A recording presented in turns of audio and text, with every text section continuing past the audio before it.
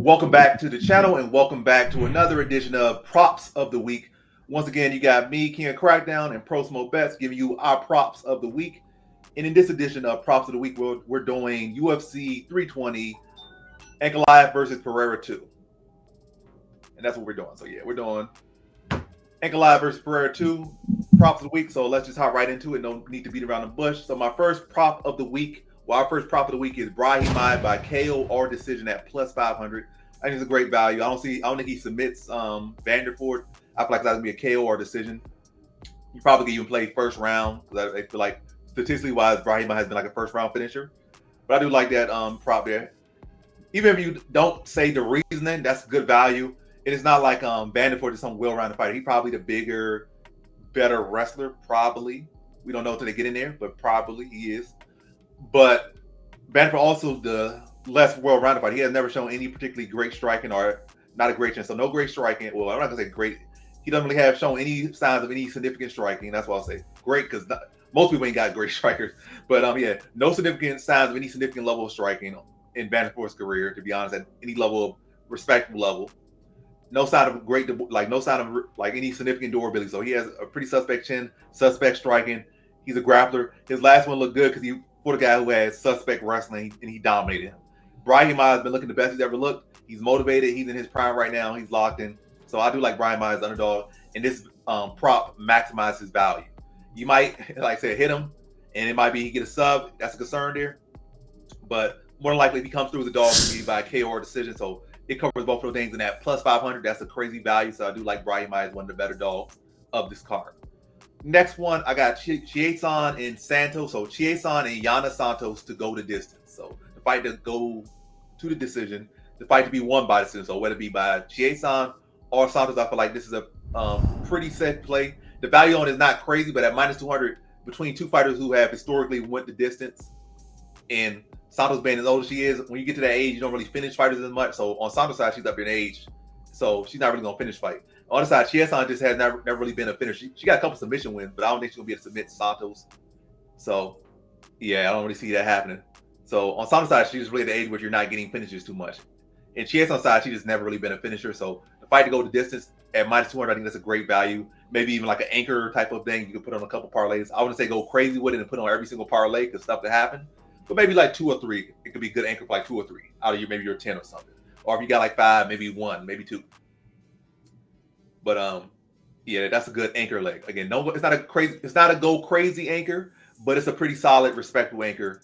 Chiasson and Santos to go the distance at minus 200. So the fight to go the distance.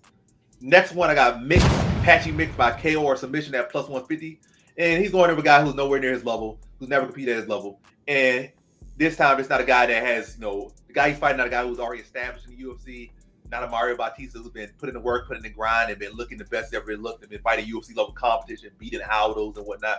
He's fighting a guy who's been fighting in a pretty weak league, and pretty much his skill set is just a poor man's version of Patchy Mix's skill. Patchy Mix can out-grapple him, he can sub him, he can knock him out, he can wrestle him, he can beat him any which way. It might go the distance, that's for concern, but by KO or sub at plus 150 for Patchy Mix, I do think that's a good prop, and I think this is a fight that he should get done in the distance. And a fight, in my opinion, I think he needs to get done in the distance to make up for his performance in his debut in the UFC. So I think he'll come in motivated off that disappointing performance in UFC. And, show the Patchy Mix that we've known him to be, watching him for many years outside of UFC, becoming a Bellator champion, dominating Sergio Pettis, dominating, so many great fighters. Submitting Magomedov, put him to sleep, knocking out Rafael Stocks, like showing stuff that he showed for many years in Bellator and PFL, and come over here and do that to a guy that, in my opinion, I feel like shouldn't even be in there with him. So Patchy Mix by KO or sub at plus 150. Next one, we got Daniel Santos via sub or decision. I feel like his opponent, he had a flashy knockout in his debut. He had some pretty good highlights and whatnot, but his level of competition, you really just can't rate it. And we haven't really seen him grapple even against that mediocre competition. So I think his grappling may be suspect. So I can see Daniel Santos having a very similar fight to what he did against Lee, where he mixes in the grappling to win, drags him into the deep end and grinds out the decision, or potentially puts a stamp on him and get a sub over him. I can see a knockout for Santos as well, but more than likely, I feel like it's boxed into sub or decision if he wins. So at plus 110, it covers the two most likely paths for him to win. in that plus money. So plus 110, Daniel Santos via sub or decision. Last but not least, Shabazian by KO round 1 at plus 165. Muniz has never shown any great durability, and when he's hit or pressured, he just caves. Like if he's pressured and you're not really teeing off him, he's going to dive at your ankles. You start touching him, he starts to wilt and crumble underneath you. And Shabazian has been showing better takedown defense, at least initial takedown defense. Again, Muniz is not tough. Like maybe those tougher grapplers, they'll be able to take some of his shots, and they'll go and reshoot, and they'll be able to get it on him. But Muniz, when he's hit, like there's no reshoot. He gets hit, he just wilts. And especially from a big hitter like Shabazian, who's sharp with the shots. I think Shabazian, if he gets it done, it should be in round 1. The further the fight goes on, and that gives Muniz time to, catch him with, get a takedown and change the course of the fight. So I think Shabazian's going to be looking to get him out there in the first round. I think he'll go out there and get crazy, but I think he'll set his shots up, touch him clean. Muniz will crumble, and I think he gets Muniz out of there in round 1. So I don't see Shabazian winning by decision here. I don't see Shabazian winning by submission here. I think it's passed by KO. So KO is definitely, if you're picking Shabazian, is the way to go. And to really lock it in to get the most value out of it, round 1 KO at plus 165 for Shabazian by KO. So the props are Brahimaj by KO or decision at plus 500, Chiasson and Santos to go the distance at minus 200, Patchy Mix by KO or submission at plus 150, Daniel Santos by sub or decision at plus 110, and Shabazian by KO round 1 at plus 165. And how do you feel about these props, Pro Smo? Man, you got a lot to think about here, because if you were taking Brahimaj on the money line, now you could take him at plus 500 decision or submission. That's wild. That's value. It's KO or decision.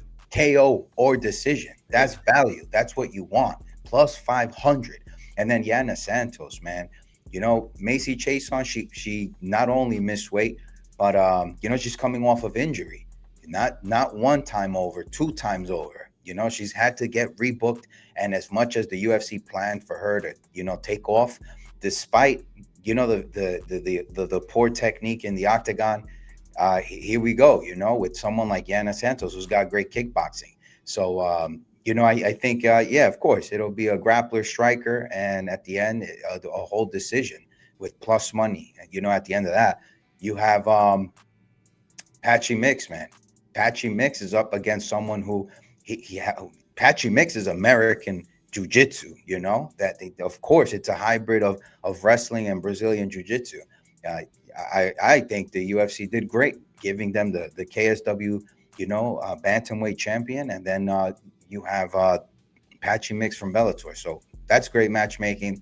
That's a good way to get Patchy Mix back into the mix. You got guys like Diego Lima, who are looking to fight guys like Patchy Mix, And that's good value there, man. And then, of course, man, Edmund Shabazian plus 165. That is a great line. First round knockout.